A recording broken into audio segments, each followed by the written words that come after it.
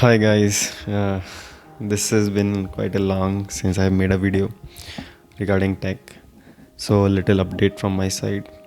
Currently, I'm working as quantum engineer. So I have transitioned from AI to quantum, and this has been not been an easy path. I've been like for last 2 years, you can say I've been like trying to read about it, try to learn things, and finally I've been working as quantum engineer. And today the topic for this video is why people think like why quantum computing is harder to learn, right? So if you see the tutorials or documentation or any readings or something, you will find it like little harder to understand because there are a lot more mathematical symbols and notations and these all thing, right? So why do we think that like this is a hard thing? So initially I also thought the same way, and it is quite hard. I will not say that is it is a very simplest thing in the world which you can understand, but if it is done in the right way, you could I think you could easily learn it, right? So what one thing I notice is like any other physical system, right? If you see around us, like there are so many physical system, and what the mathematic does, they try to model them in their language. What I mean by that, like some physical system being like, if I have to experiment something a physical system, what I could do, I could make a dummy project like that, or like small architecture of that thing, and try to play with it and see how which configuration works for the best, right? If I have to make a car, I will make a car, small car, toy car, right?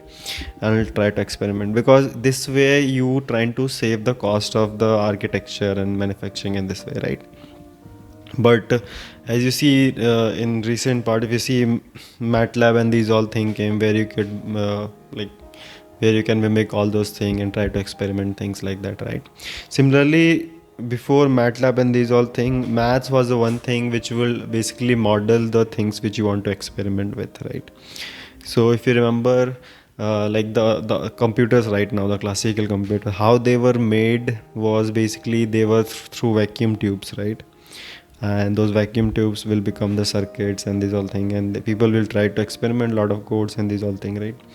And one of the vacuum tube like easily gets short circuited, or they will stop working, and there are a lot more bugs over there, right? So to prevent from there, people came with Boolean logic, right? Boolean expression and Boolean mathematics and these all things.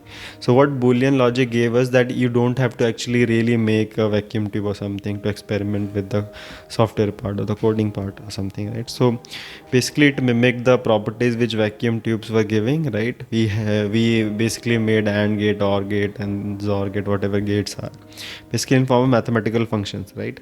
So you don't have to have real function, you can have mathematical function which will do the same thing which these physical devices will do, right? So there we try to model it, right? Same way when quantum computer came, it has some principles and some laws, right? Just like other physical system, there will be gravity, there will be mass of action, like a lot more things. Similarly, quantum computers are it's not a very easy physical system, and also to mimic into a mathematics, it becomes a little harder.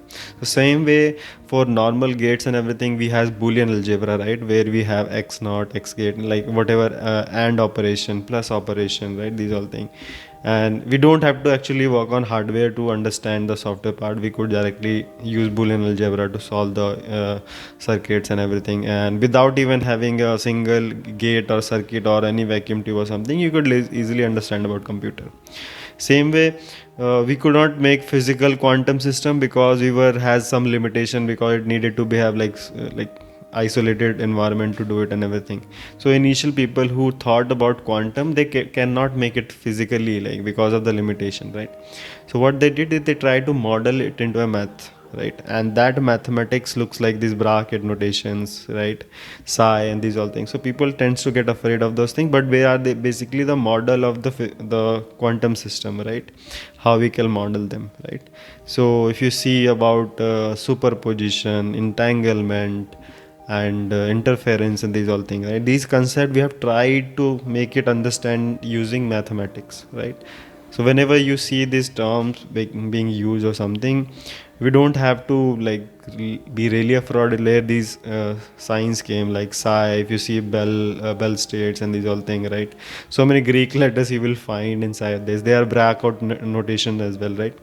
So yeah, there are so many things, and just like just like other mathematics try to mimic some physical system, quantum maths also try to mimic a quantum physical system, right?